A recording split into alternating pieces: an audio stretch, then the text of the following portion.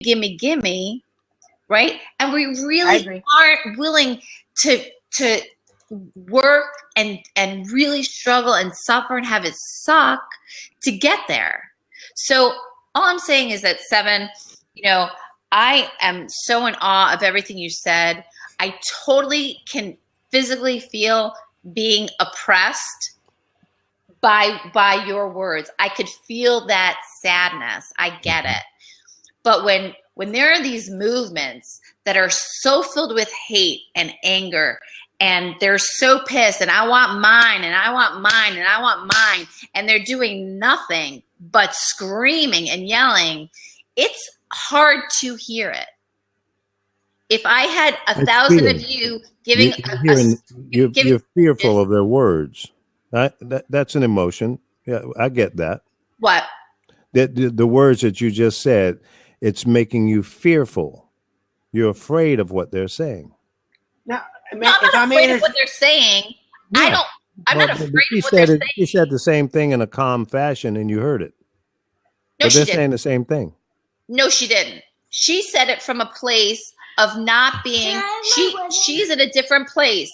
Wait, I'm in a different place. No, I'm in the same place. She isn't. No, she is, because you know what? That's your perception, but that's part of the problem. Right. That the perception whether is she's one black thing, but or white. It doesn't. She's black.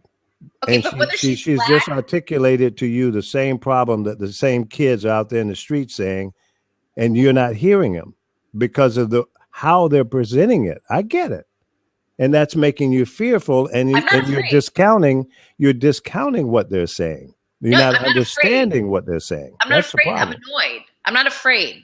But you shouldn't be annoyed. You didn't get annoyed when she said it. She's saying the same thing. She's annoyed because there's an assumption of the reason why they speak the way they do and get mad the way they do is because she's of that thought, because they're lazy, because they're uneducated, and because they're not trying. No, I didn't say that. I didn't. In so many words you did, because you're saying that they need to. You said I get annoyed because they're like gimme, gimme, gimme, and they don't want to, And I'm not totally disagreeing. No, let me put my view. I don't honestly totally disagree. Nothing saddens my heart more than seeing the few, which is the problem. There's a few, and then y'all see the few and think everybody is disrespectful and rolling their neck and screaming and being, oh, he's a criminal. He deserves. See, there's this many doing that. And there's this many cops shooting black kids. No, because that has been going on since, disrespectfully, but that's been going on since he was a child. Before. You understand? But I know I'm just so chic in concept. No, it's not new. It's just, it's almost like coming back around again. That is why the fear is there. But here's the difference between years ago when Martin Luther King was around in a restaurant and they're calming people down and the way we looked at things were different. These young kids, which I agree with you, they're not 100% on that level. They're like, okay, you're going to disrespect me? You treat me like that? I'm not going to be treated like a slave. I'm not going to let you talk to me any kind of way.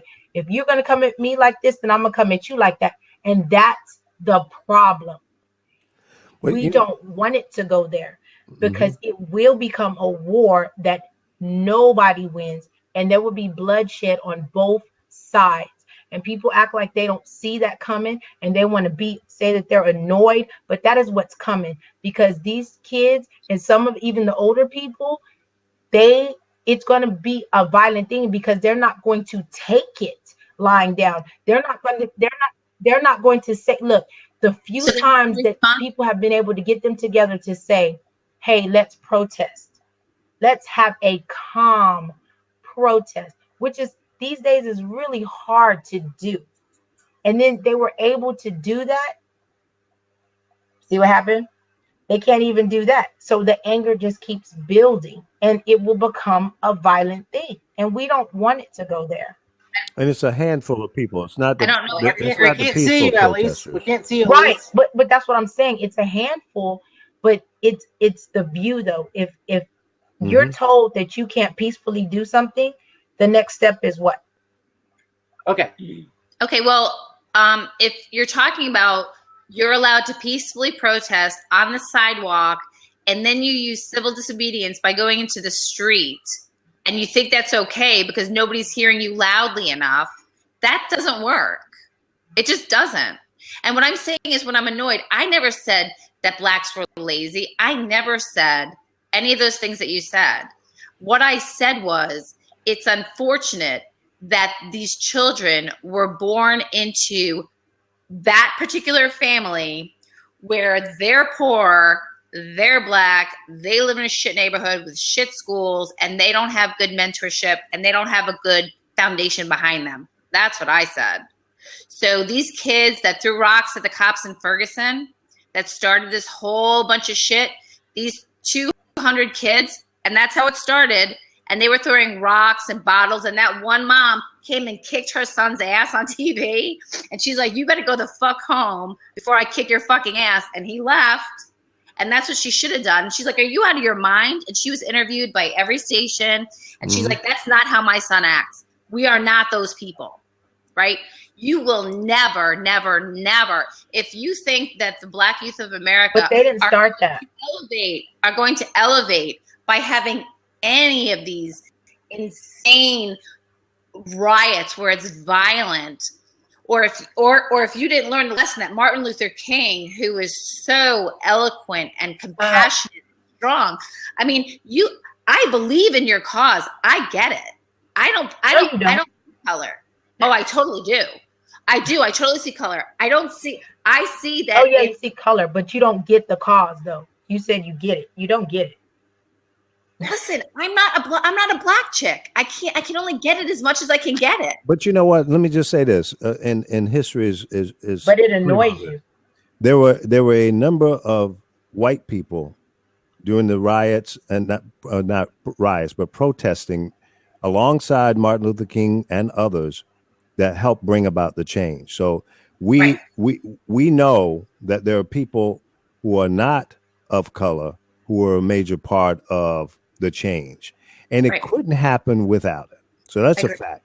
Let me go back to one thing that you stated that a lot of people don't know, but people who get government and state subsidies, the majority of those people are not people of color. I do know that. Okay. So a lot of people don't understand that. So when we start talking about, quote, what used to be called welfare, there are more non-black people on it than there are black, number one. Thank you. Now, what bothers me is this, and see, I always focus in on the solutions to the problem. And that's what we'll discuss next, the solutions. Right after this commercial break. iPhone. And what I want you all to know is that if you buy this, Shelton a job because he needs a job. That's exactly what he's doing. This show is brought to you by Smart Water. And look it's at brought all by Shelton's need for a career. Okay. And I drink Zephyrillis because I find it to be clean, pure, and delicious. Oh my God, I've never seen that before. Okay, Lee, continue. Yeah. Okay. The solution to many of the problems that we're discussing here is education. Exactly. Okay. And getting people up out of poverty. Getting Exactly. more people into the middle class and upper class, as we are a class society. Exactly. It angers me and just boggles my mind when I see people interviewed in places like Kentucky and West Virginia spewing hate against the president, but they're living in shacks and poverty and need dental help and all of this, and they're very uneducated. And then the people who they keep voting for, sending them back to the Senate and the House of Representatives, are not doing anything for them. They're not bringing any bacon back to their local market. I don't understand that. And I'll say the same thing about some of the black congressional people who are not doing a damn thing for their constituents. So I think the solution is let's vote these clowns out and some people in that understand the problems and have some solutions that they can bring to the table, as opposed to being career politicians. I would also That's why I'm submit that running we for should have some president in term 2020. limits. I'm sorry. Did we discuss this? I'm sorry, I didn't hear you. I said that's why I'm running for president in 2020. Well, we can talk about that, but I think we need to sharpen up your campaign a little bit because it might be still a little too radical. But Well, that's another Kanye's subject. gonna be my VP. It's gonna be me and Kanye. If I could be your campaign manager, then you should run. How about that? You know what? I agree with what you're saying. However, this is also the truth of the matter. Some people are always going to be poor.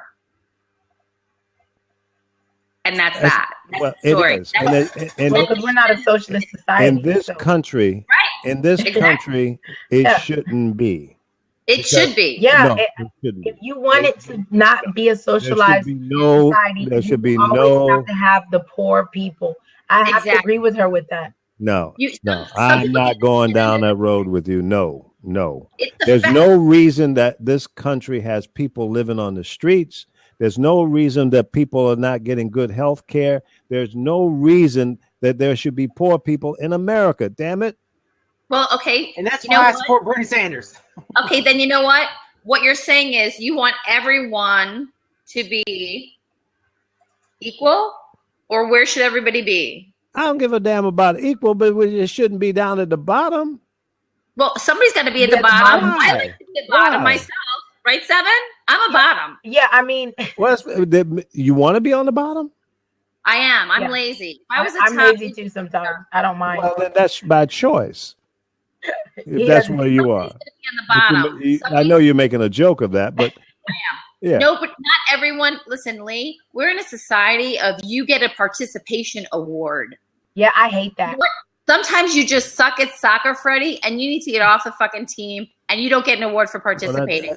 You're bringing the team down. That's not a good analogy, but It's I a very understand good what you're analogy. saying. No, Somebody's gonna that's be a on the game. That's bottom. not what Lee's saying. That's a game. But that's not what Lee's I saying. don't have to play soccer. Somebody's going to be the poorest, and somebody's going to be the richest. Well, that's the way it's been, Okay. but it doesn't have to be. How does- Let me interject something. If you really subscribe to that, then you're down with mediocrity, and I'm not. And, No, I'm down with. I'm all about change. Okay. Bringing about uplifting people so they can do better. Okay, so I have a question. 15 So years I've been in the broadcast business. I've helped thousands of people to be better at what they do. Let me make an announcement. Colin is in the house. I as moderator will leave because Colin is a great contributor. okay. So Well, Lee- I will.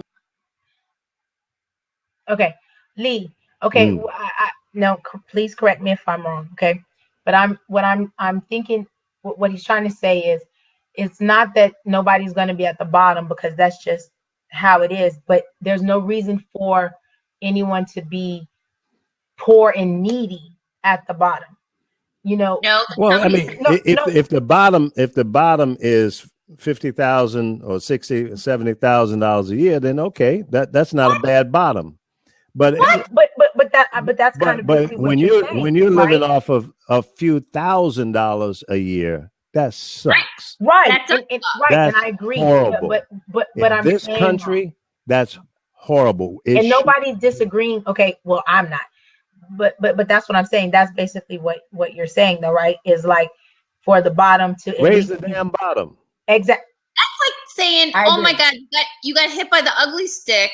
So, oh my God, so everybody gets free plastic surgery because nobody should be that damn fucking ugly. Well, Now you're being if you look at an income curve, if you look at an income spread, Oh, Colin's gonna be all smart. This is gonna suck. I'm sorry. Yeah. But if you look at an income spread, it's a bell curve. I mean, there've got to be people at the top and people at the bottom. What would be objectionable is people of a certain ethnicity being the predominant group at one end or the other. It's just. I think there's I think it's just as many, if not more, white people at the bottom than there are anybody not else. percentage-wise. Yeah, not percentage wise. That's true.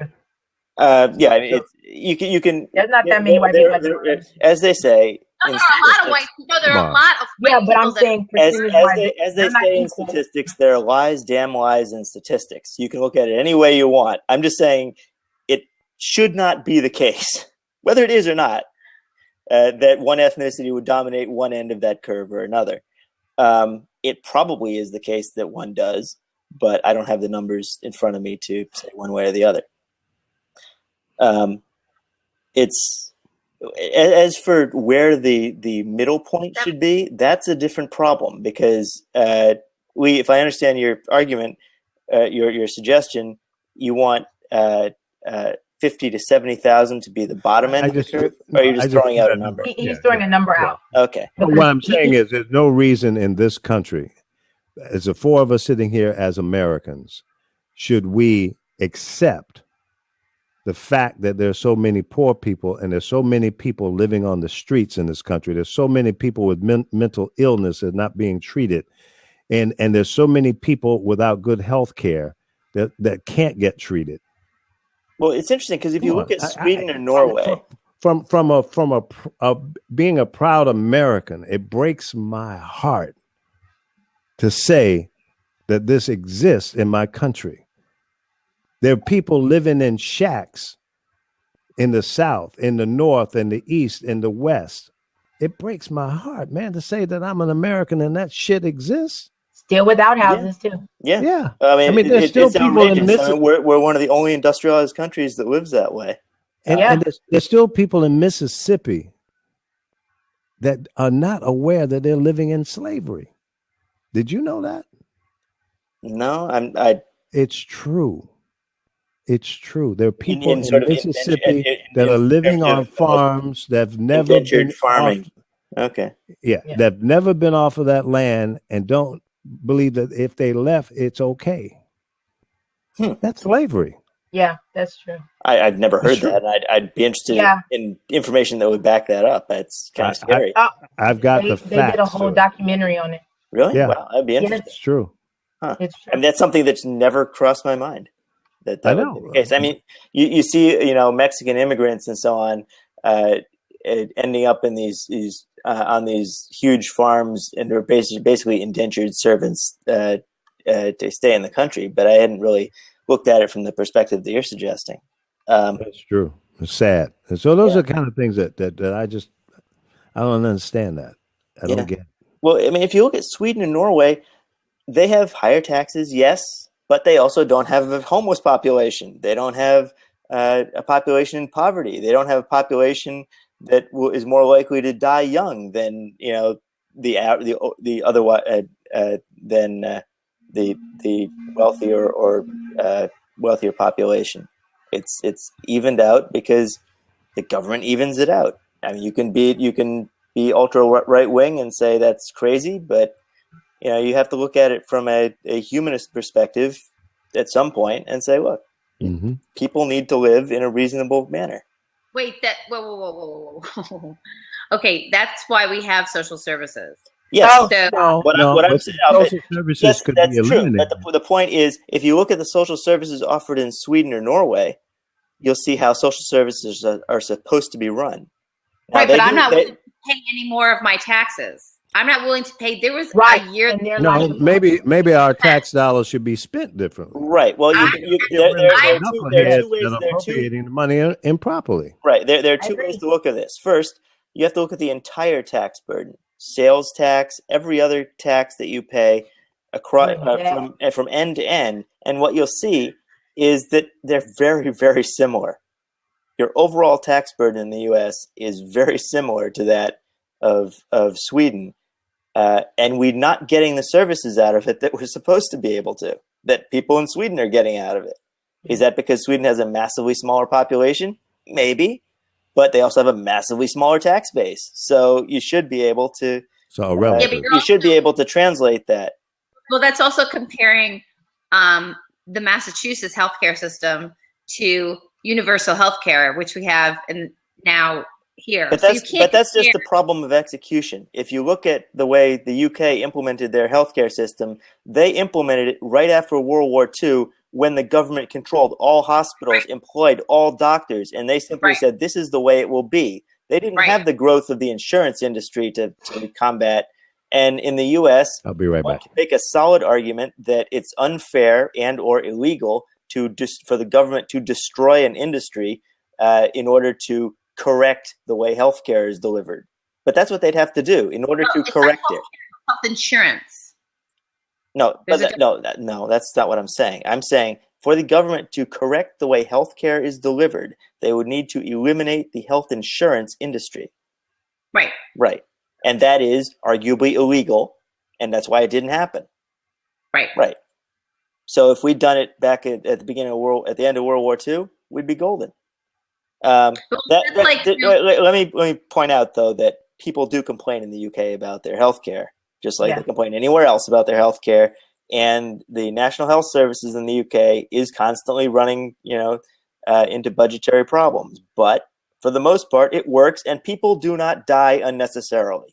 Right. Which is the key point to a functioning healthcare system. Yeah. But they also don't live as well financially as people in the United States. There's not as much opportunity. Define live well. Are you talking about the standard of living? Are you talking about the value of a dollar versus the value of a pound? No. Or what? Their standard of living. Okay. They don't make as much. They don't keep as much of their money. They work less. It's just a totally different. They work less and keep less of their money and live longer on average. Right. So, and I think if that's is that a bad thing? No, and if you want to live there, then that's great. Okay, but wait, 17. Let me just finish. Okay. And I don't disagree that if you like socialism, then that's good for you. It's not about liking socialism or not liking socialism. It's a system that works empirically. It works, but it doesn't work forever. Look at Greece. Greece is over. Look at the Soviet Union. They tried socialism. It didn't work. Look at Greece. They're done. They're dead. Well, they're dead to a few other countries. They're dead to Germany, that's for sure. Right. But, so I mean, they'll recover. They always, people always recover. It's just aggravating for them for a decade or so. But that was arguably our fault. So. Yeah. Right. I've heard that argument. Yeah. That's another blab. Are we still talking about race? Are we still talking about race? Very peripherally. Yes, we're done. No, but no. On the topic of you talk about socialism, I have a lot of Danish friends, which, if you keep up with that kind of thing, is the happiest place in the world to live right now. It's also the cleanest place to live. Yes, it's the cleanest country in the world. One of the things that they just amazed them, they had never, they didn't know what poor was until they came here following their dream, the good old American dream, to New York City, and got culture shocked and looked up and were poor. They didn't understand what that meant. They didn't understand not being able to just go to the corner. There's a significant social safety net there, and and get come into America expecting to rely on that, you're in for a shock. Yeah, but that's the point. We've spread out the income curve so extensively that there has to be extremes on the low end as well as on the high end. Right. It's just unfortunate that those extremes are so massively extreme. Now, one can argue that those extremes are acceptable because that's the nature of economics. And my background is in finance and economics. So, yes, I can argue that quite effectively. But is that but the question is, do you want to argue it from a moral perspective or an economic perspective?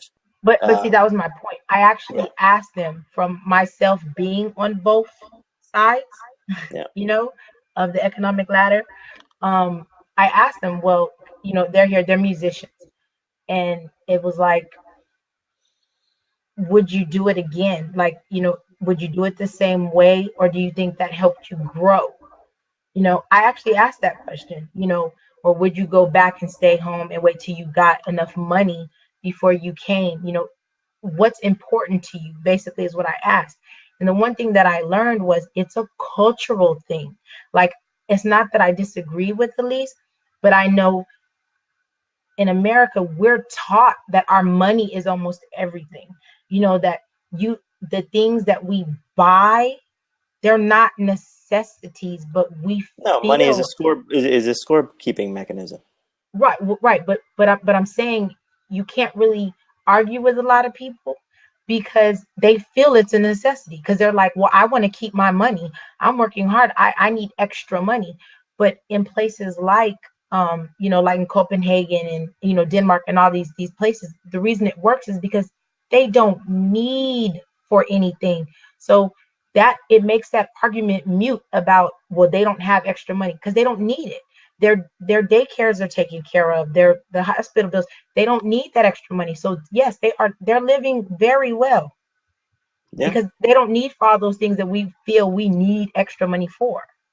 So I always feel like there's not really an argument there with the extra money. That was just kind of my point. Yeah, money is a scorekeeping mechanism in the U.S., and it's much less of a scorekeeping mechanism anywhere else. That's why you don't go to Europe and ask what people do for a living. Yeah, because they even have parks everywhere. They teach their kids manners and like in school, they have like whole classes of how to help each other grow, as they get older. Like that's kind of stuff is we need to implement that in schools. I think we would treat each other better if it started on that level as they do. So that's all. It's found on what you're saying. What, as far as teaching our children, mm-hmm.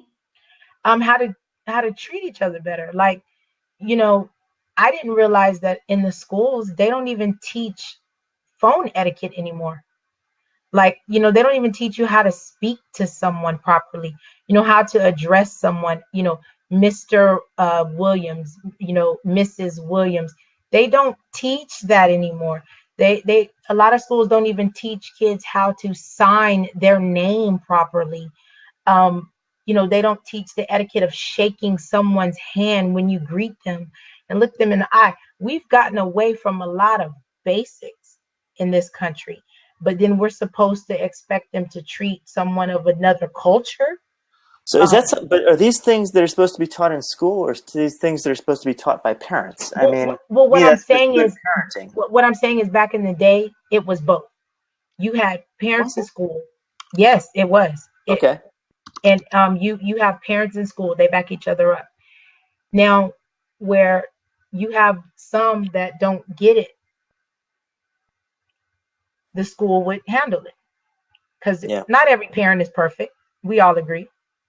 Yeah. But now it's like nobody's teaching.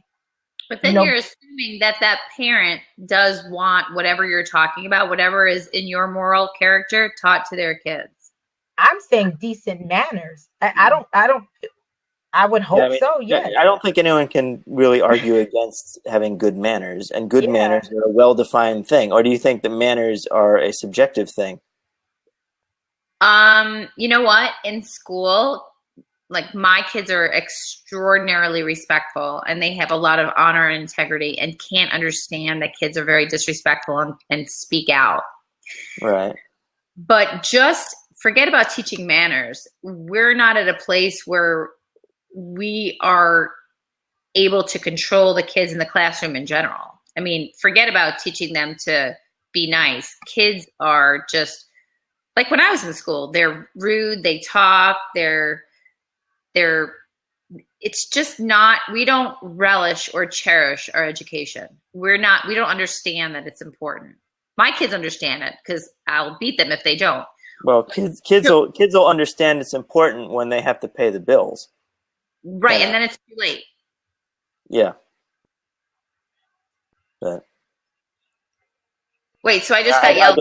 I defy you to find a college student who's having to pay their own way who thinks that it's worthwhile just goofing off, and not attending class.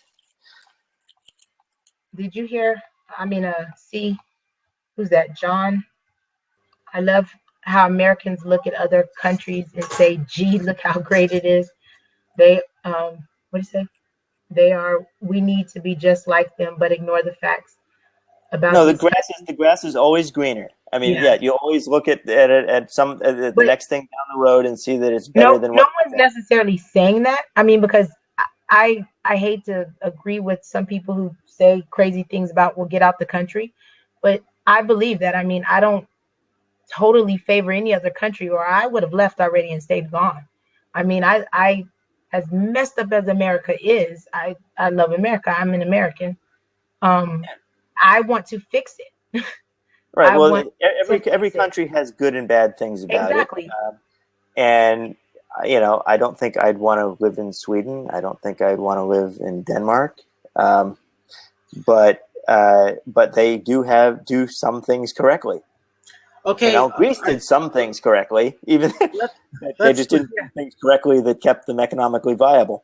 Okay, let's have a specific answers to the question that has been repeatedly asked in the chat room. It's okay, no problem. I don't mind. What are some practical solutions to the issue of race in America right now? Colin, I open the floor to you. I don't have practical solutions. I have complaints, which is what most people have. And I think that's part of the problem. I have a solution. You do? Okay. I actually do. And it actually goes back to, because like I say, you always have to start with the kids. I mean, you know, it's kind of like, I'm not saying give up on the adults, but you have to start with the kids. And to me, the main solution is stop talking about race. And let me explain. A kid has to be taught that's a black person. That's a white person. That's a Mexican. That, you know, you do it when we do it so much when we speak.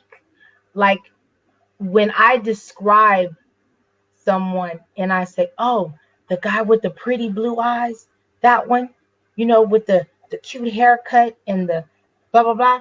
But then the next person will go, no, I was talking about the black dude. But that you make a very good point.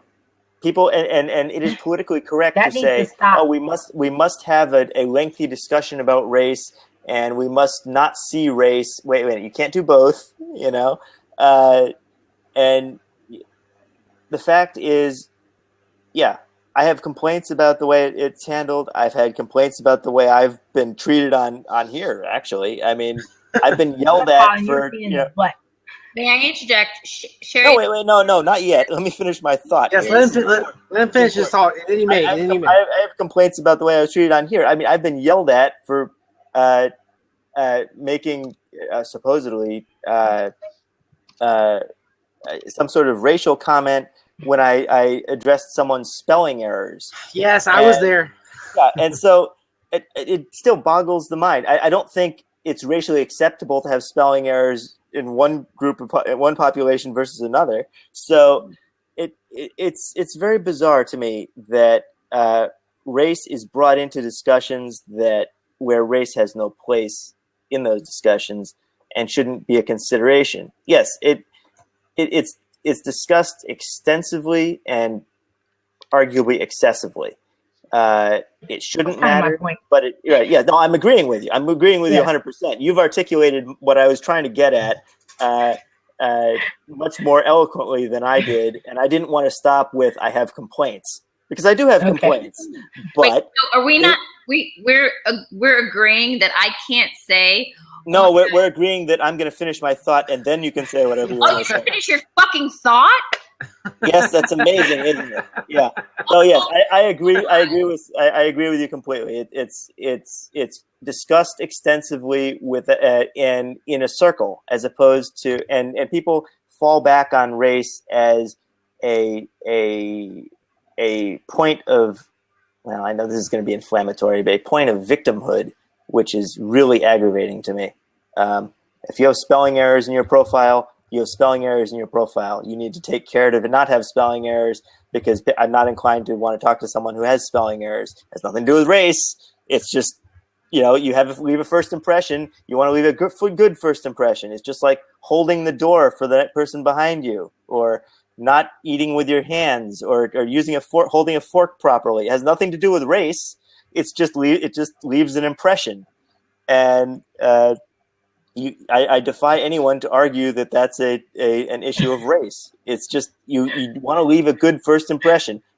Teach manners. That's what it is. Teach manners in school, and teach proper spelling and proper grammar in school. And there you go. And suddenly we'll all come together. Okay, I'm done. Okay, now Elise, you can say something. I don't remember what I was going to say, because that was so insane. That spelling rant. You're so okay. The last bit was a joke. I think we all know that. Okay, this is the truth. This is the truth of the matter.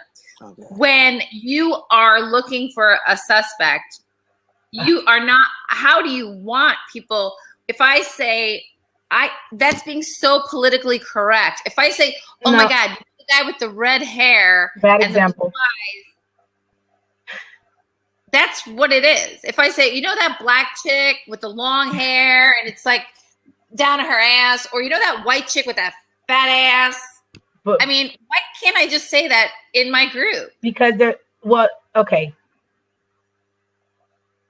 First, let me say, no one's saying or telling you what you can or cannot do. The question was how to solve the issue. And if I can't call you a black chick and you can't call me a white chick, that's a problem, because that's just a fact. But see, now you're okay. Look, like I said, start with the kids. If children don't practice that, they won't know. It doesn't make a difference. You know.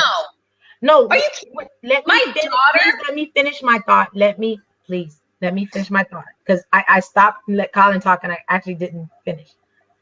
I appreciate that, by the way. Go ahead. Yeah. What I mean by they don't know. What I mean by that is in the sense of how they see. Hold on, because Sherry did articulate it better than me, and I'm trying not to get riled up. Sherry, where's your comment? Because you got me now. Are you talking about the Gandhi thing? No, the about recognizing a different race, but it's the message that's sent about it that is the problem.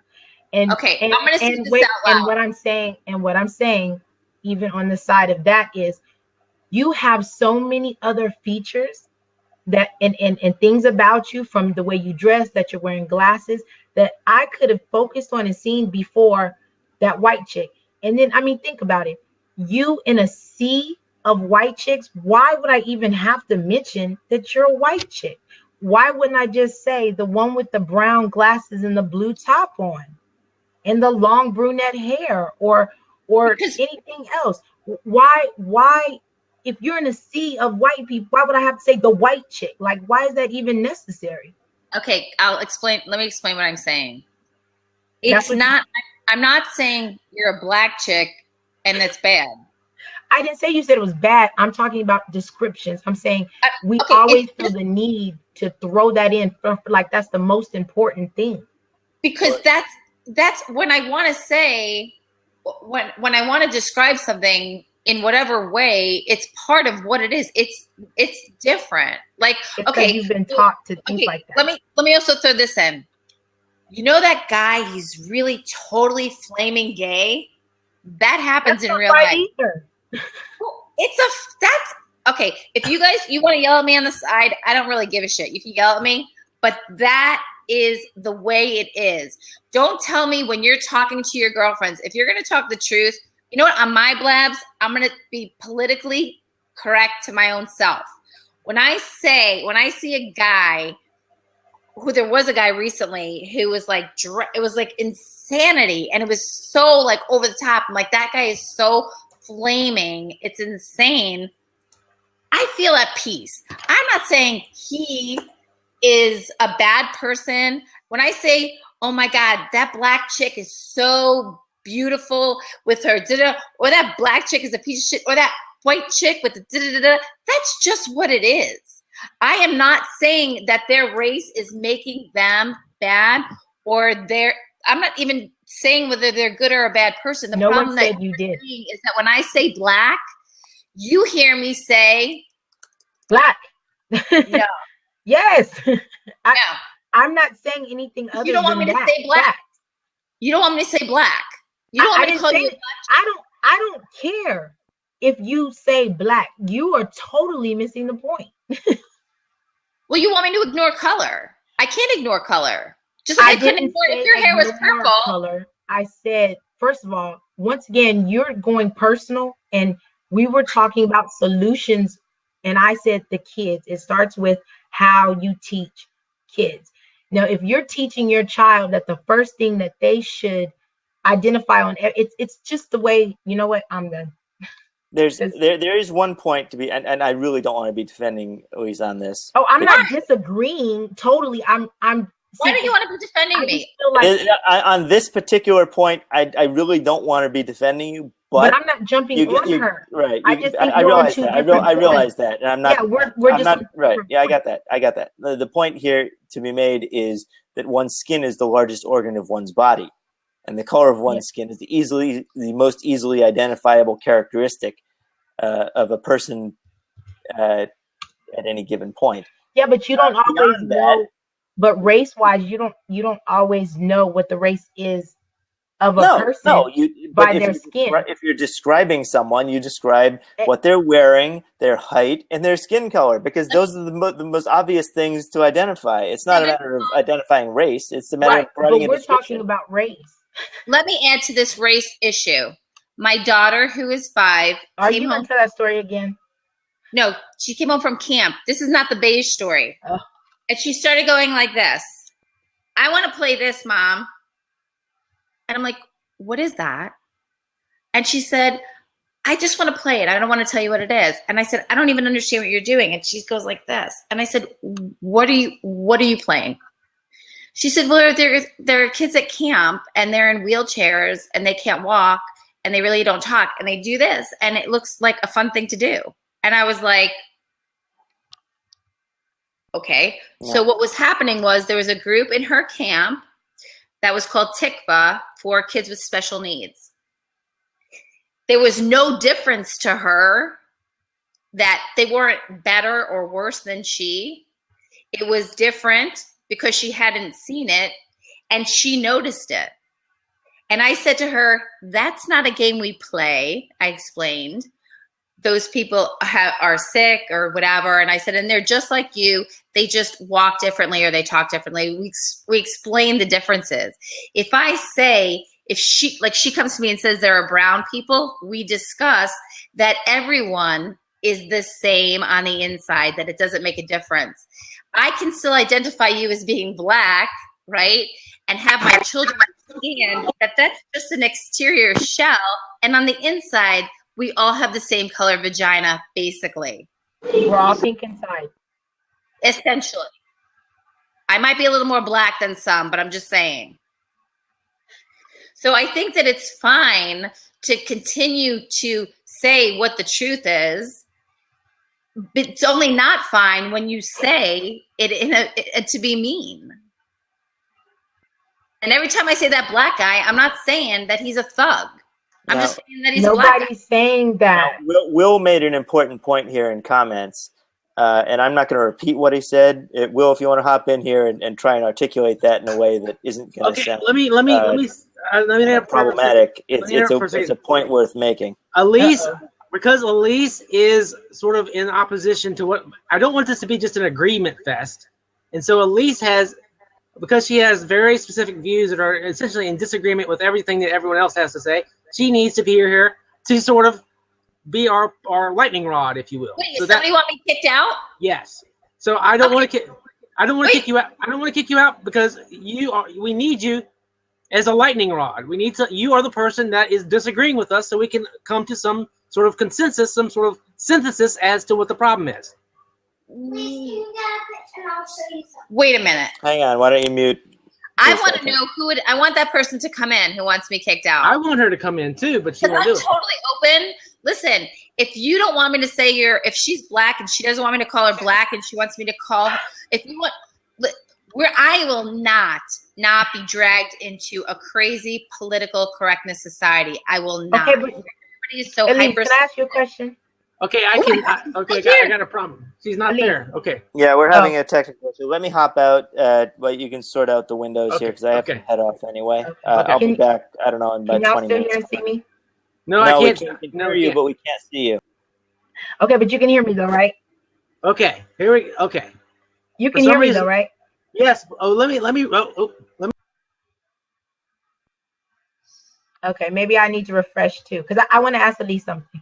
I still hear you. It's weird, but I can't see you. Okay. Well, look, if you can hear me, I'm going to ask you. Okay. Oh, no, I see you. Okay. Oh, you see me? But now we Mama. Okay. Now we have this problem. Okay. Okay, I see Elise. Okay. Okay. Okay. Gosh. Elise. Yes. Elise. Okay. How about 30? Were you just making a point about political correctness, or did you feel that that's what I was saying? Because we're talking about two different things. I can't hear you. Okay. I'm going to knock her off, and then she can come back in. So don't go anywhere. Oh my God, you can only see me, you guys. Okay, so check it out. All I want to talk about is sex. This wasn't my idea. There you have it. 28. You counted to 28? That's good. So can you see? Okay, now let's see. Okay, I'm going to... Listen, I'll go back and talk about dildos all day. No. Karen, yes. What can you see now? What is it? Okay. Frogs. Now, this is the person I want to jump in. Thank you, Karen. All right, Okay. Elise. Okay. Yes. I have been patient listening to you. I don't judge people, but I see two of your children all morning trying to get your attention. And I've even seen you elbow, whether it was gently or not, them away. So I'm a parent, and your language, it blows me away. And your daughter, your son, or your two kids are sitting there trying to get your attention. You're using language that I would not use. You're talking about subjects that I wouldn't talk to my kids around about. As a mother, how can you do that? You've just yelled about what you prefer talking about with your daughter on your arm and you trying to shoo her away. You've been on this for hours now. How do you feel as a mother when everything should be starting in the home and your daughter is hearing you talk like that, which is pretty disgusting, and it's not becoming for anyone, especially with your kids on your bed or wherever you are? I want to show respect, but I'm a mother and I see you treating your kids like that. And I just don't understand. How can you talk like that with your children there? You can go on any site and talk about all of your sexual exploits and everything else. But how can you do that? I don't get it. Why are you using this platform, especially with your kids around? I respect everyone's perspective because we all are different. We're all brought up differently. And we all have gone through different things. We've all had different experiences.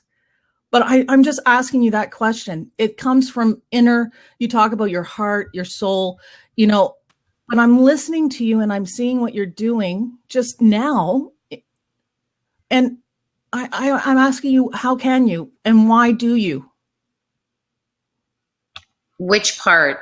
As a mother, Mm-hmm. and you have your children with you, Mm-hmm. and I've observed that they've been wanting your attention for the last couple of hours, at least that I've been here.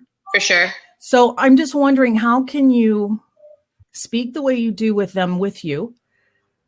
When they're wanting your attention, why is this blab more important when your family is right there and it starts in the home? I'm just asking. It frustrates me to see your child wanting you and you're just continuing to push her away and shoo her off when you know what? I believe it all starts in the home. And I've been through different things myself with my daughter that I've had to address and make her empowered by the negative situations in school, online bullying, being swarmed at school, having a guy follow her, involving police. I've made her feel empowered because we've addressed it right away in the home. It's in the home for the young kids, but I'm just wondering, where do you feel it's important? I mean, you're teaching your children, they hear you. Do you not think that it's affecting them? Like you're shooing them away. You've elbowed them away several times today. I love my daughter, and I just want to know, where do you feel it starts? I mean, why do you feel compelled to carry on the way you have in certain situations with your children? Sorry, I've gotten off topic, but you know, it's one reason why I haven't come on. I'll address your first point. I am right now at work.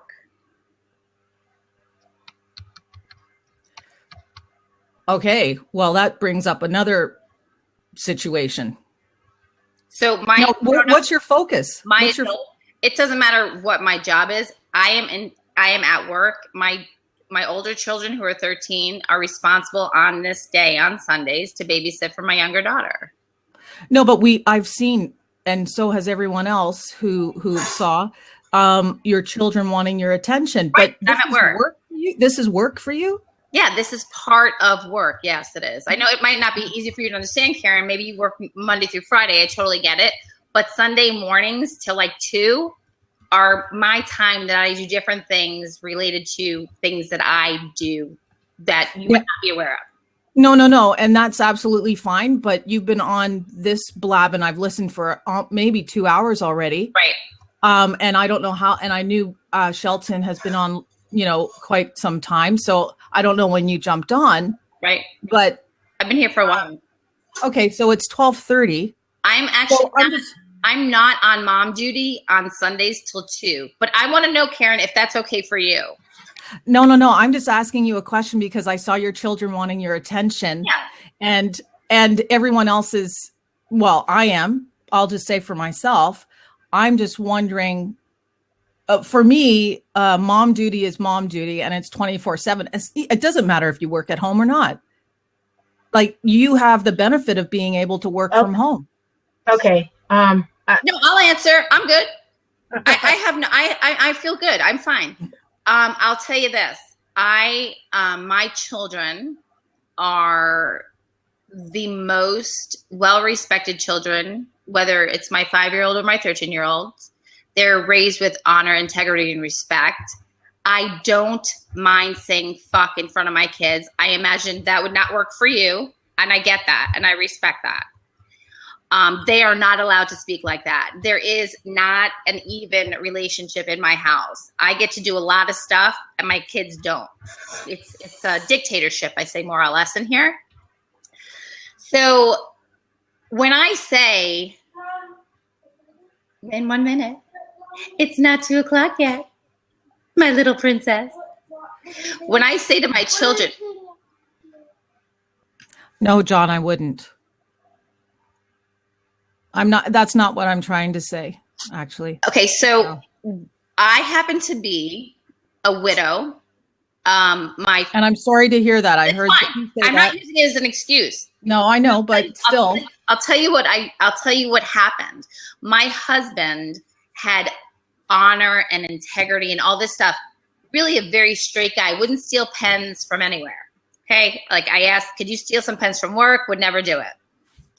My older children also have a lot of honor, integrity, and respect for themselves, for other people, their friends. They won't hang out with people that are not nice to other people or cheat.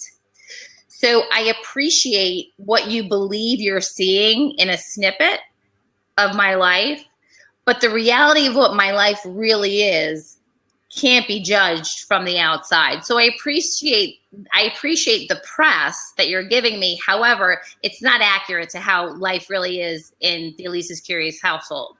This house runs smooth, and my children are very respectful.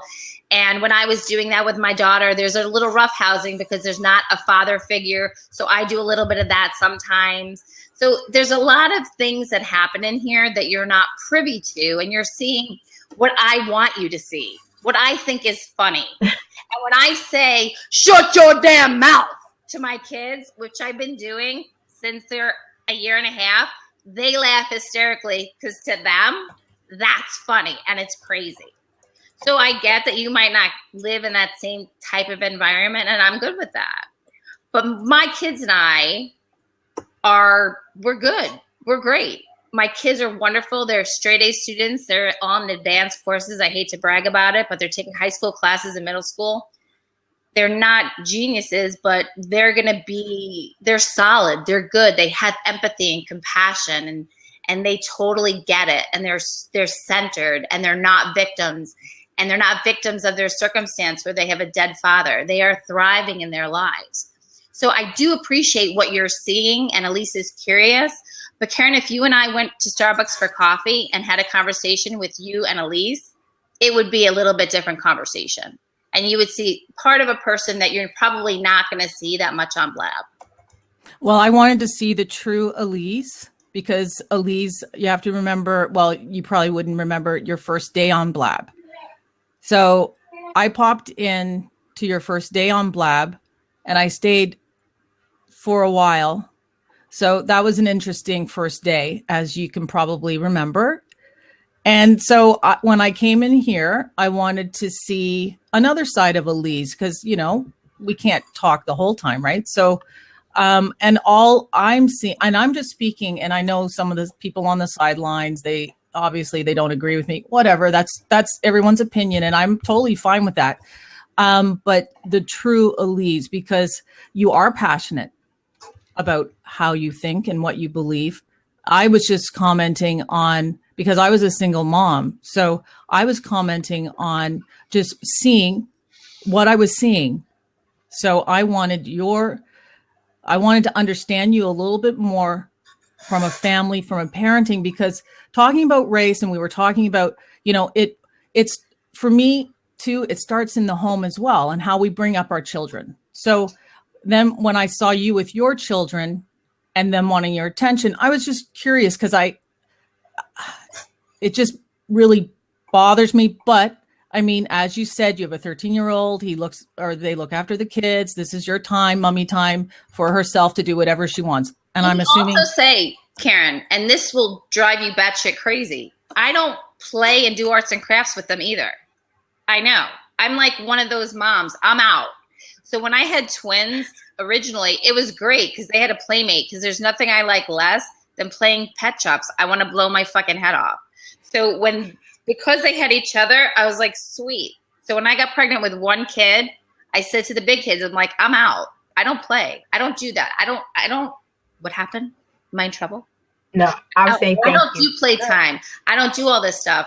So not everybody lives the life that you live in your house. I think we all do the best we can, and we try not to fuck up our kids. All I'm trying to do, honestly, my whole job is to make sure from when I had sex to when my kids are 18, they are a positive, it's not time yet. They are a positive part of society, and they're contributing, and they're happy, and they're good. And they're not, crazy crack addicts that, are hanging themselves. I have a real responsibility to bring up these kids to be good, strong, happy, healthy, connected people. And she is that all the time. And that's my story. Okay. Now we've addressed that issue, which is, I think, what was on the minds of everyone in Blab. That has been addressed. Oh, I can't hear you. Okay, you can't hear me? I missed. It was me. I missed. I blocked you. So Okay. The issue is, that I felt that needed to be addressed, because that was something that everyone was thinking. Okay, that has been addressed. Now, Karen, you're an excellent commenter. If you wish to stay, I will jump off and let Tim come on, and we can go back. Say something. Wait, I'm out. You're out? Yeah, I mean, I'm out. Whoa, hold on. I'm sorry. I just need to do some disciplining. I was gonna say, can I say something before you leave? Yes, ma'am.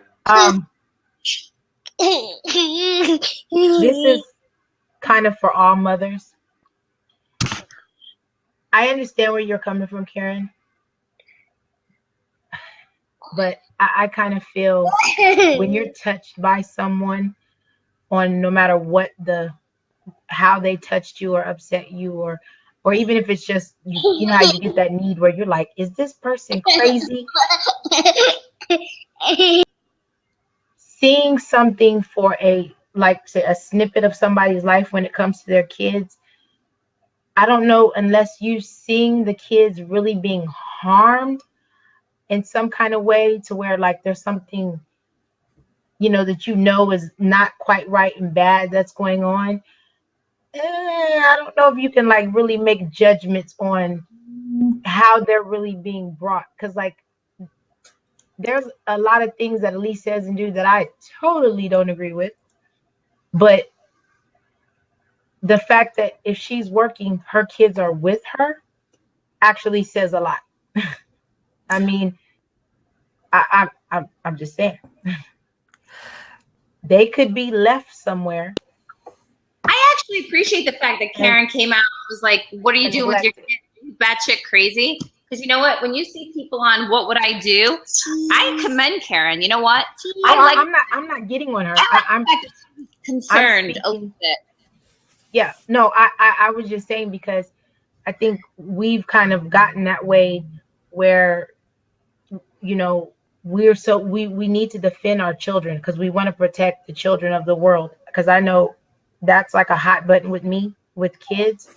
And so that's why I was saying I get what she's saying, but it's just kind of like you never really know unless you know. Like if you see someone leave their kid in the car and it's hot outside, that's when you go ham. You start talking bad about them and and stuff like that. So I'm commending her for actually speaking up and saying what's on her mind, because a lot of people are silent when they feel a certain way about a kid. But then on the same note for you as a mother, I'm not defending you because you defend yourself. But it is kind of that area we have to kind of be careful because we don't know each other like that. We don't know each other's lives, Yeah, I mean, you made a reference to a child in a hot car. Yes, yeah, of course. We need to find that mother and we need to say, hey, what's up? We don't know their situation, how stressed out they are. We don't know the reasoning behind why they forgot their child in their car or why they're leaving their child in the car. So we just need to find the parent to get the child out. So I was just reacting with what I saw for that moment, as we would react to a child in a hot car at that moment. We don't know those people. So as a single mother, I was reacting to what I saw with Elise. But I also, even though it is a snippet of Elise, and I'm sure she has many good qualities, I also know Elise from a past situation. So I'm trying to look at Elise as a whole. What situation is that? Well, the first day on Blab. Oh, okay. Okay. So I was also trying to look at Elise. That's why I came in today, to get a fuller picture of the person, because when I'm in here for quite some time, we're in here for hours, guys. I want to know these people. I want to know that, hey, Seven, if I came to your area, hey, you know what? You're pretty cool. You hit that join button when you talked, right? So that I commend you for that, because sometimes hitting those buttons is really difficult. You're a great person. Could we sit down and have a coffee, a tea? Awesome. Great. Shelton, I've gotten to know Shelton. He's a good person as well. Elise, I wanted to get a full picture of who Elise authentically was and is. Okay, let me be clear about this. You will never, and Karen, I adore you and your honesty. And Seven and Shelton, I have very, very few close friends in my circle. I keep it that way on purpose. I would not probably ever meet anybody from here, ever. This is more of it's more of a, not that I don't like you. Oh my God. I get your point, Karen. 5-year-old white kid. Anybody. So for me, my niche on Blab is not going to be meetup or a thing like that for me. Now, I totally understand what you're saying and I respect it. You're not going to get, other than today, probably right now, Karen, you are probably the only person that's going to see the authentic Elise that my real friends see. Now, my opinions are true to me. They are not made up. I don't say vagina just because I do. I actually say it I say it because I say it. I say what I think, and what I think is I believe. However, the inner workings of who I am, I don't really share that. So I appreciate that you wanted to know, and I'm actually kind of freaked out a little bit that I even spoke to you like my own self in my own real voice with my own real thoughts.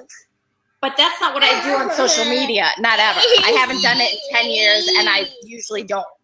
So I have, a Facebook following and all this, and there are two different parts of my life. There's my private life, and then there's Elise's Curious. And we're together, but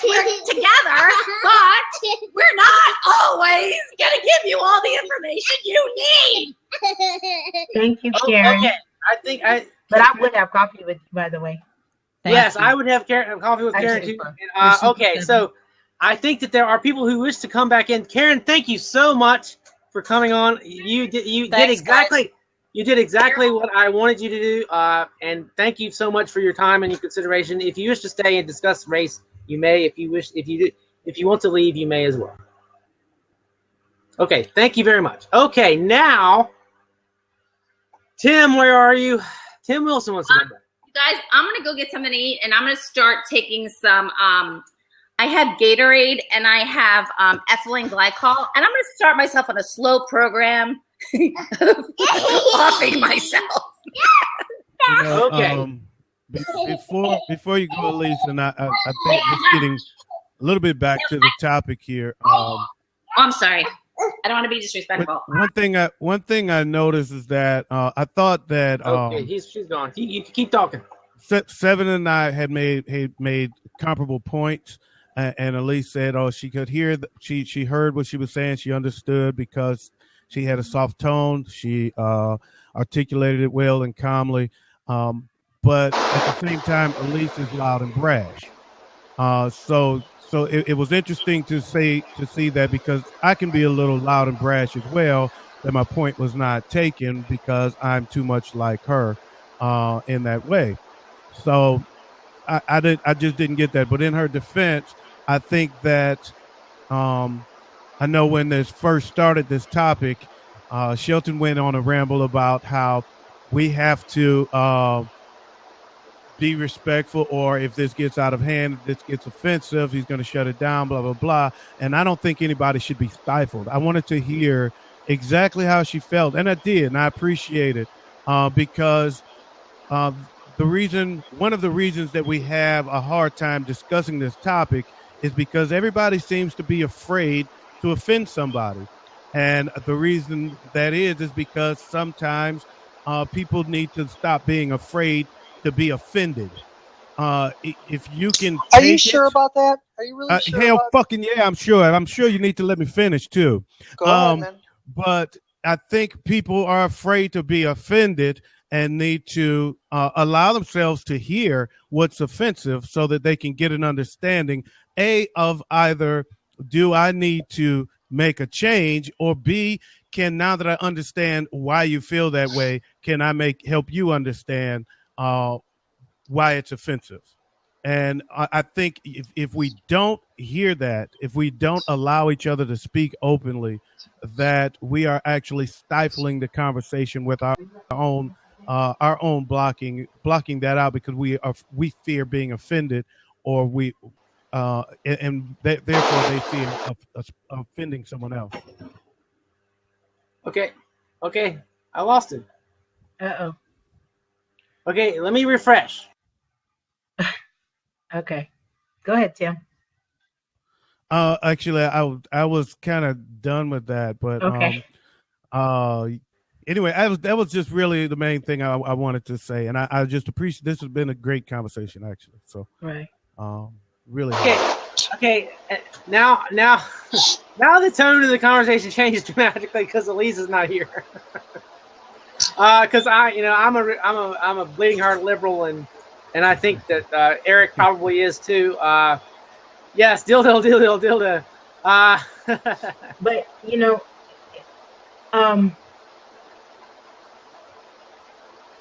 I don't know. It's kind of weird. I'm never really 100% like where people Okay. expect me to be.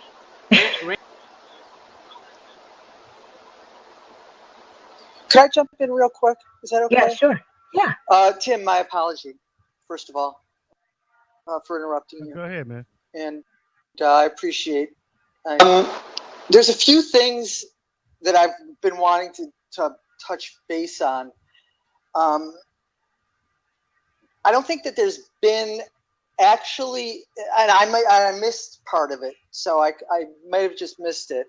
But I don't think that we actually discussed, or it was discussed and articulated, what are the overall goals or objectives in society. When people say, well, I'm going to not be politically correct, or I am not going to change, that's not good. We need to challenge ourselves to do better for ourselves and each other. Yeah, but part of the problem is that there are political parties that have opposing goals and have different definitions of better. So until you've defined it for the discussion, you can't really effectively discuss it. Right, but when I say better, I don't mean in comparison to other people. I mean better in that we need to nourish each other to live full lives. As defined by who or what?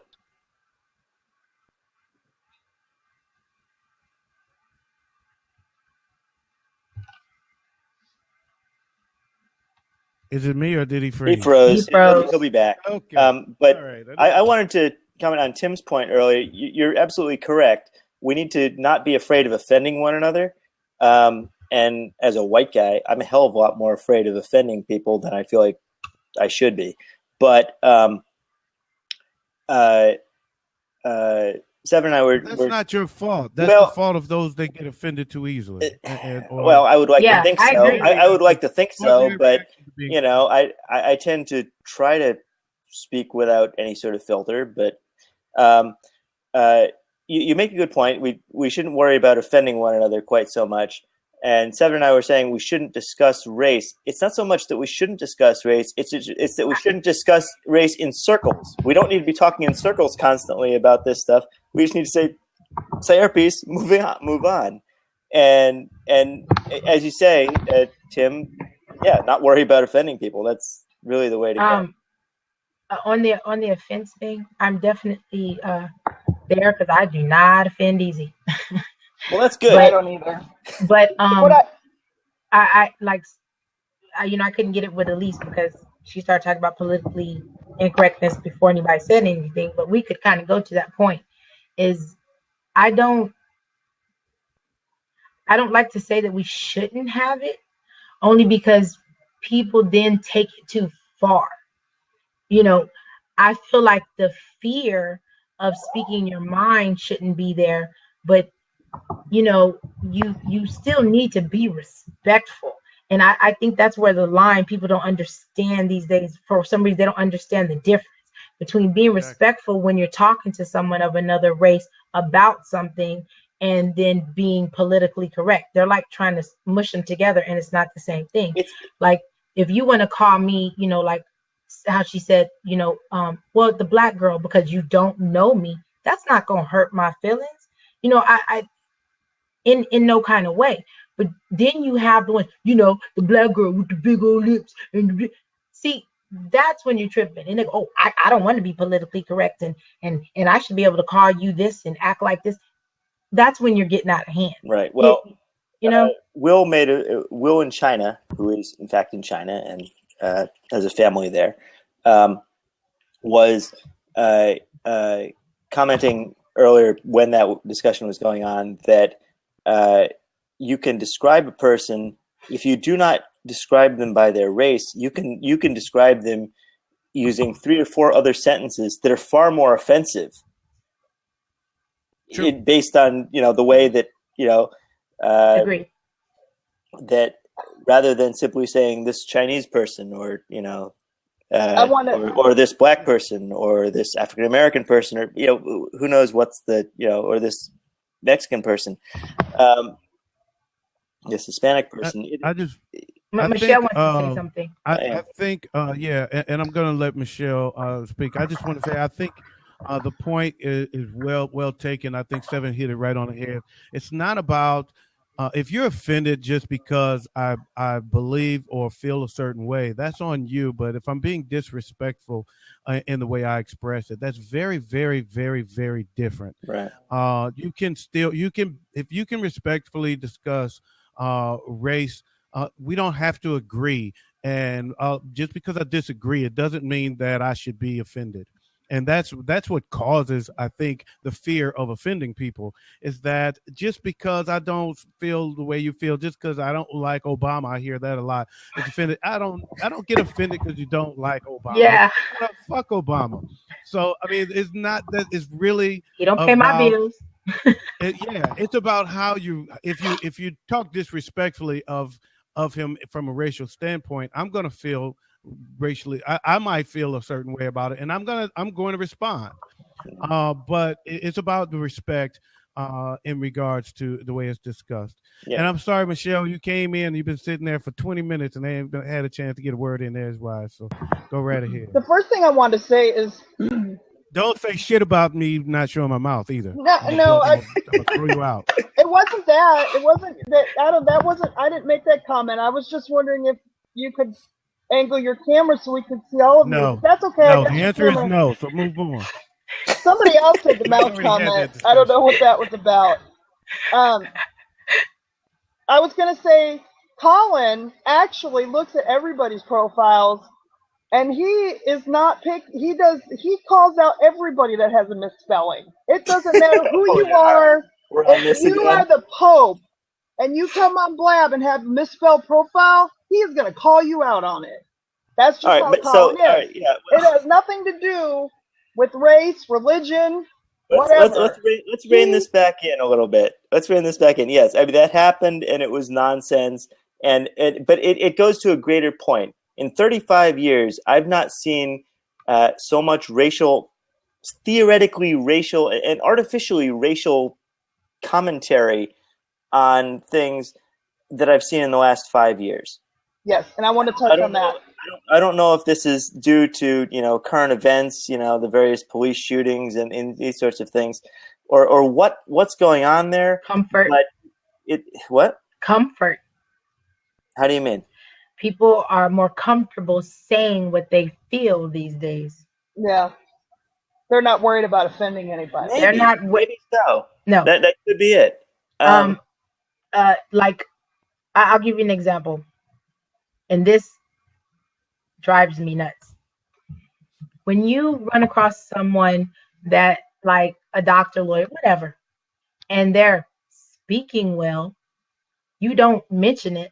But if they're a black person, you go, that black person was really articulate and spoke so well, as if we're supposed to not be able to do that.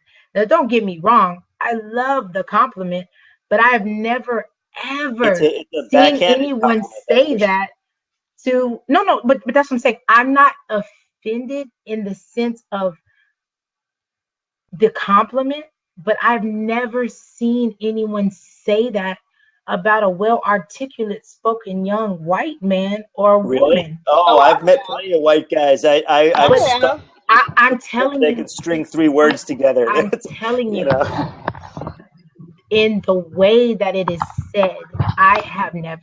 I think you guys are missing her point. You're right. What she's saying you don't hear is, man, you really speak so well for a white person. You don't hear right. That. Right. I mean, for a white person, you're so articulate. Well, no, but that's you've heard that from who? That's blatantly outrageous. Yeah, but you hear it the other way around. You hear it the other way around, and it's not considered so blatantly outrageous. He talks so well for a black person. I mean, okay. I mean, you do hear it more often the other way around, and it is outrageous. But I wouldn't say that. I wouldn't say that there's a lack of outrage. I mean, that pisses me off as much as it pisses you off, or I like to think so. Well, honestly, I'm glad to hear that because I've never thought it bothered anyone else.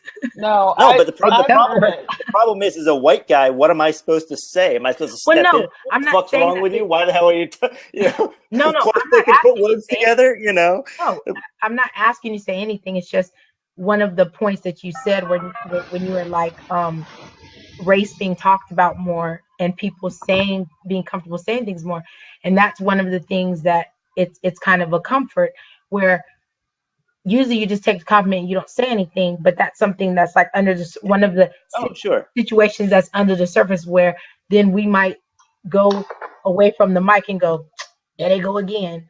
So, Right. why? Okay, but yeah, you're addressing a point slightly off what I was getting at, which was that things that, to my mind, have no bearing on race. Right, because Come you back wouldn't think about it, but for example,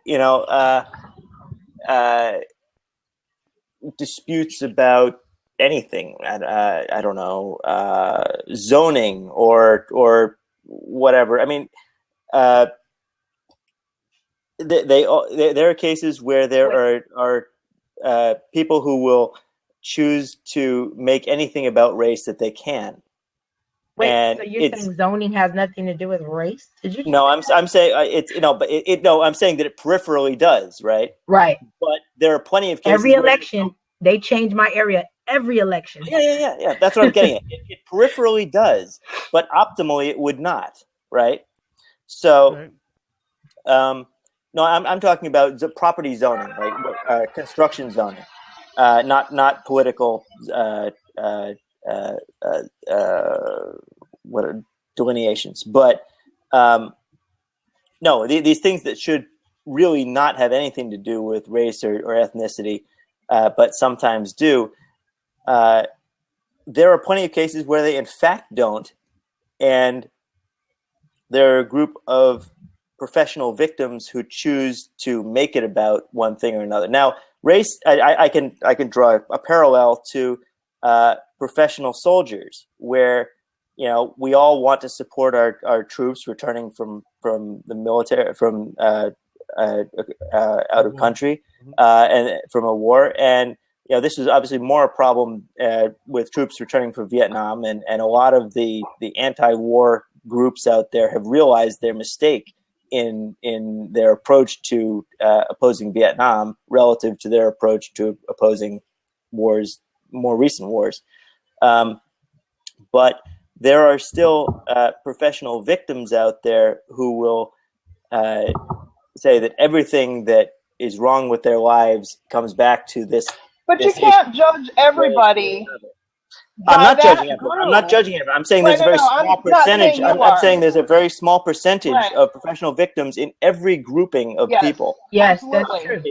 And every, you've got rednecks that are, constantly pretending to be victims. Why they got to be rednecks, Colin? Right.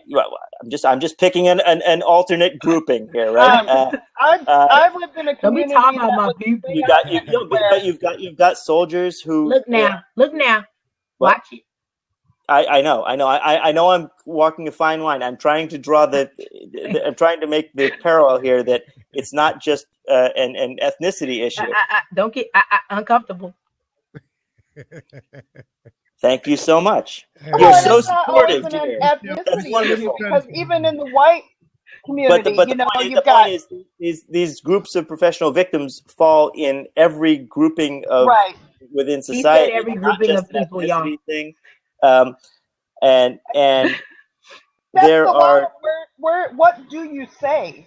How do you say it without offending somebody, or how do you say it? Say what? Where it's not. Wait, what? Yeah, because it's moving too fast. I was born in 1971. Okay, my grandmother, she was born in the 20s. My mom, they all lived through the civil rights movement. So I remember distinctly when I was in junior high school, bringing home a black girl. Of course, that's not what my grandmother called her. She called her, and I'm gonna probably piss off everybody, but you don't I'm have just. to. We You know. don't have to say it. We all know what you Anyway. mean. It wasn't the N word. It was the But C it was word. offensive. Okay. Right. We don't We've need heard to them all. go that route. Right. Yeah, we know. We get the point. It was the C word. She called her. So, Okay. and to me, it offended me as I didn't see her as what. No, not that word, Elise. It was referring to the color of the.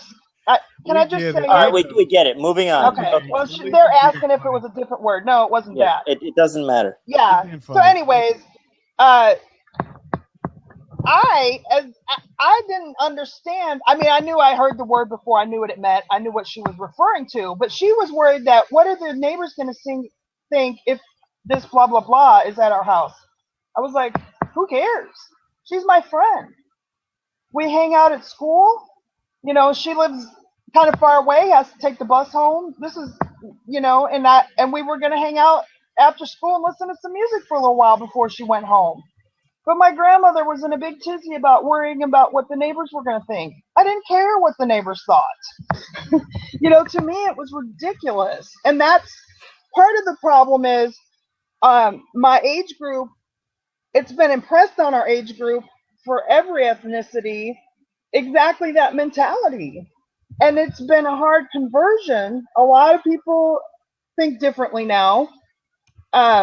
But they're still the ones that still have that mindset or mentality that was passed down to them from that era. Now my son is completely different, and I raised him to accept everybody. I raised him to be kind to every person. You know, so he had friends that were, you know, mentally retarded. He had friends that, you know, were special needs. He didn't care who they were. They were his friends because they were his friends. Even to this day, he's 24 years old. His very good friend has dark skin. He never refers to him as that or as a black person or as an African American. It's always my friend Ryan. He hates that distinction that people say that. Why do people have to say that, Mom? I'm like, you know, you got to be the one that helps push the change. You're in the you're in the young generation that needs to help this get moved.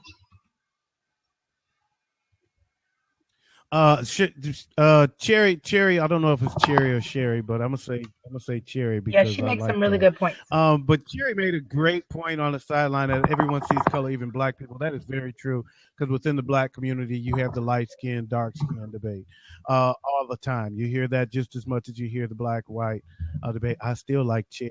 See, that's something that's quite invisible to the non-African American population. What? And it's extremely visible to the African American population. Okay, what did I miss? So we have it all the time. Discussion between light-skinned African Americans and darker-skinned African Americans. Light skin and black skin. Yeah, light skin and we dark don't skin. have that convo around you people. Yeah, I see. Us people, right? Us people. All right. Well, okay. Okay. Seven is on a roll right now. I think she needs a nap. Did you take your meds, Seven's Seven? awesome. We love her. No, we just need to lighten this room. Feels heavy on my heart. I know. Yeah, It it's kind feels of tough heavy right now. Yeah. Well, you know, and that's cool. I think, Michelle, I think a lot of people have similar stories because let's face it, a lot has changed over the last several decades. I would say over the last 50 years, there's been a lot of change. I can recall when I was growing up, I grew up in a border town. I was in Detroit, but I was actually born at Outer Drive Hospital, which is in Lincoln Park, because Outer Drive was the border street for Detroit and Lincoln Park, Southwest Detroit, where I grew up. So when I was a kid, if I rode a bike across Outer Drive, there was a police officer, always a police car, a police cruiser. I won't blame it on one cop. There was always a cruiser sitting in the parking lot on the corner of Outer Drive and Fort Street, right at in Lincoln Park.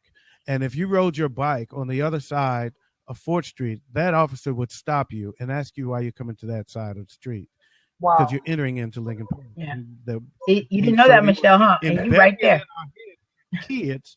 As kids, he was embedding it in our heads that black people don't belong here. it was just a thing that they did. And if you wouldn't, when we were young, I'm if you just were curious driving how old you through, are. I know you will, and you will be. You will be curious about Continue to that. be curious. You're so funny. But that was, yeah, but yes, the officer was always white. Just because Lincoln Park was at that time, it was a very racist. Ironically, I've lived in Lincoln Park now, so things have changed. So things have changed. I mean, I've lived in Lincoln Park. My son still lives in Lincoln Park. So actually, he lives in Southgate, which you had to get through Lincoln Park to get to. You didn't even get that far back when I was young. So things have changed. Things have progressed. So yes, we all have those stories of when we were young that we saw those kind of things around our household, in our neighborhoods, in our area. I've still seen that sort of thing 10 years ago. I had some. Nobody's almost as old as you, radio coach. Some. Right? Yeah, there you go. But Somebody, I've seen that same sort of thing even 10 years ago, where I had some Asian friends who were going into the Hamptons on Long Island, and very wealthy community. My friends were driving a BMW. They were not, they were reasonably well off. They were still stopped by him. Why are you here? Where did you get this car? It's unbelievable. Mm-hmm. Absolutely unbelievable. Really These were doctors, I couldn't believe it. It was amazing. Yeah, it still exists. And unfortunately it does, but it's far more sparingly than it used to be. Yeah. It is not the overwhelming majority like it was. I mean, we still have a long way to go, but there's progress. And that's what's encouraging. Lee, did you want to hop in here? there was a I question. want to ask somebody a question real quick. Brian Evan Dono. He just typed my name and put Michelle and then put black in capital letters. That's what I was looking for, because it's just kind of weird. I think he means it like as a big ironic thing, because we're talking about race and your name is Michelle Black, but you're white. Okay, and let me tell you, that's something else I've had to deal with my whole life. Well, not anymore. It's not as bad now, but when I was younger in school and they had to go through and mark what your race was, because they had to make sure that the classrooms and stuff were completely integrated right, or however they claimed it, because this was the 70s and the 80s. This is still fresh out of the civil rights movement. Oh, so, yes, you went to school with the cards, so you know about the cards. Right. So the white teachers and the black teachers, it didn't matter, or any of the teachers, it didn't matter what they were. Oh, Michelle Black, but you're white. Ha ha ha. So, and I'd be like, yeah, that's really funny. It's kind of like when people come in and say they can't see my mouth. I know what you mean. Yeah, it's probably more entertaining. It's probably more entertaining if you're looking at it on a chart where the next column is race. Exactly. But some people are just stupid. That's just like a stupid something funny humor. It's not a racist thing. That's just a, Look, yeah, you're right, Donna. I get it too. Like, I'm not even gonna say the joke. Every preschool kid knows it, and I think it was just a week ago. A grown man, he goes, "Yeah, you know why 7?" I'm like, I know you're gonna think I'm mad, but shut the fuck up. I mean, it's just because I am so tired of hearing that joke. I am old, and I've been hearing that joke forever. What joke was it? I'm just. I didn't tell it. Oh, okay. I was like, did I miss something? No, okay, I got you. It's just a. We want to hear it now. Look, it's a number joke. A number joke. Oh, because your name is 7. Yes. Gotcha. I'm surprised nobody said it. This is like this many people and nobody knows that joke. Okay. Well, is that good? Yes, Tim. I knew somebody knew it. But anyways. Now I'm gonna have to go look it up, 7, just because you're my Tim friend. just said it. I didn't hear him. I said 7, 8, 9. Yeah, look, here's the joke. Because it's not even, I'm still not sure I get it, but okay. What? No. What I'm saying is I can't even do it to make it funny, because it's okay. kind of funny, but it just goes Like I'll be talking or I'll say something, they go, "Oh, that's why 6 is afraid of 7 because 7, 8, 9." Oh, I got okay. Oh, okay. Now imagine hearing that for 20 plus Yeah. years. Oh, I You can know, imagine. it gets it, and then they get mad because I don't find it funny. Well, because you've heard it so many times. Like me, Yeah, it's just like, really? right. 44 So years old, I've heard that my whole that's the life. only reason I'm telling it because I understand. I understand how it can get annoying. Right. It was a cute joke when we were kids, but to keep hearing Right. it all the time because that's your name. Yeah. Yeah. But that's the thing. So, Grown men still say it. yeah. So foolishly, I didn't think that was your name, but okay.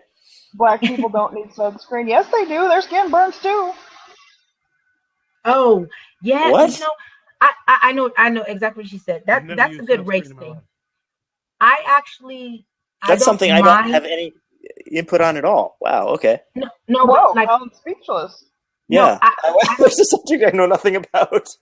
well, I don't mind people asking the questions, like when they ask questions about race, like oh, do you get sunburned? But when you get to touching and wanting to feel my hair and my face, that's when I get upset because I'm still human. We're different, but we're not that different. That's actually a thing. People that. Oh my God, yes. Gotta be kidding, right? Yeah, it is. It Wow. is. There's a lot of little Are things. your lips soft? Don't touch me. Like, Wow. Okay. I mean, I'm like, it never dawned on me that would do you get someone would come up sunburned? and do that. Yeah, they ask, I do like you get sunburned? Like, I like how every summer we become the tanning barometer. oh my God, yes. I'm not as dark as her. Look, put my hand next to yours. Look, I'm almost dark as you. I'm not your tanning barometer. Yeah. Stop. Get away from me. Yeah. Wow. But and there's a lot of little things like that. And I'm sure we probably have things that we do that makes other races go, why do you guys do that all the time? That's so annoying to us. No, I actually had this thing where I had a whole bunch of work crews coming through my place to finish it up and do a bunch of repairs, and I had these black guys who were on this crew doing finished carpentry, and this guy who is a Southern good old boy painter come through. And honestly, he didn't offer. He bid on the job. It wasn't a good bid to begin with. But this guy felt the need to go by as he went by the guys doing. I guess they were doing a little bit of drywall, and he says, "You got to wash your hands first." The fuck? And the guys looked up, and I think I was the most shocked. And wow! And so the head guy in that crew put me aside. You aren't going to hire that guy, are you? No, don't worry about it. But it's the most casually bizarre insertion. Why the hell would someone talk their way out of a job that way? It's the dumbest joke you could possibly make, and offend everybody, and lose a job for absolutely no reason. Is it just that level of naivete that's out there? I've just never seen anything like it. People are stupid. Yeah, I guess so. People don't think before they open their mouth. Some people just don't care.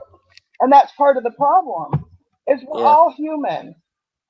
We're all human beings with feelings. We're all human beings, and people need to respect and have empathy for other people, not just their race or not just who they feel like they need. We're humans. Of course, you're going to have people you don't want to deal with, obviously, but I mean, as a human race, we need to come together.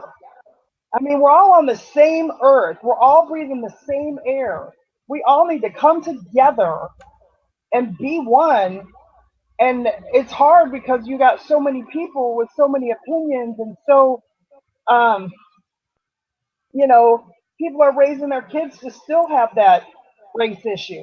And Well, sometimes but they don't even realize it. It just amazed me that this guy, who was clearly looking to get hired for this painting job, managed to talk his way out of the job through a casual joke that he could have easily avoided and gotten the job, maybe. But it never dawned on me that this stuff was that embedded, that people were that out of touch with reality. So that was a real eye opener for me, anyway. Yeah. Knight Rider, my blood is blue. Yeah, but my blood's purple with glitter. I'm with 7. Blue blood, all the way. No, mine's purple and has glitter in it. I think it was over your head, Michelle. Huh? Nothing. What got my head? My hair is over my head. Once again, thank you, Colin. Is it? I'm not so sure. Let me check this more carefully. It was a joke. That's it right there. That's it right there. I'm a girl. I'm a girly girl who likes glittery stuff. Excuse me, 7. Oh, excuse me. Sorry. Hold on. Does anyone else want to jump in? I've been trying to keep a post. No, we're not gonna tell the aristocrats joke, so don't even go there. Excuse me. Oh, and if you don't know what the aristocrats joke is, you can go look it up. Okay. Yes. No. Yeah, I was wondering what he said. I didn't read it.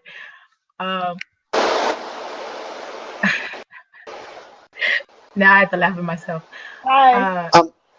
I just want to say you guys did a great job. Hi. No, we you guys tried. did a great. Colin, you did a great job, and Michelle and 7. You guys, everybody did. You know, Elisa, she took a lot of heat, and she handled it really well, I think. And she's never became bitter. You know, I just think it was really. I think. Well, you got to understand. Elise has a background as a shock jock. Okay. A lot of what she does is a put on. Well, I think.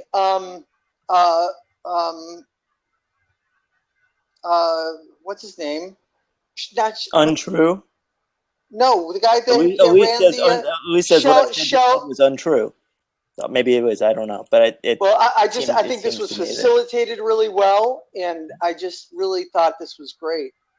I'm really impressed. There's a book that I recommend for everybody called Pedagogy of the Oppressed by Paulo Freire, and we're really talking about oppression or the perception of oppression. And it's an amazing book. It's the best book I've ever read, and I'm actually going to do a book review with a couple other people on it next week. Make sure you put it in the chat too. Okay. Yeah, put in a link to the book if you can. I clicked on the link to that book, so. Yeah, it's a PDF online. Was it in there? I must have missed it earlier. Can you? Oh yeah, I'm sorry, I missed it too. Donna did it. Donna, can you put it back in? Yeah, I think you guys all just handled this really, really well. Yes, Elise wants a new subject. What we probably ought to do is close this off so that we can complete the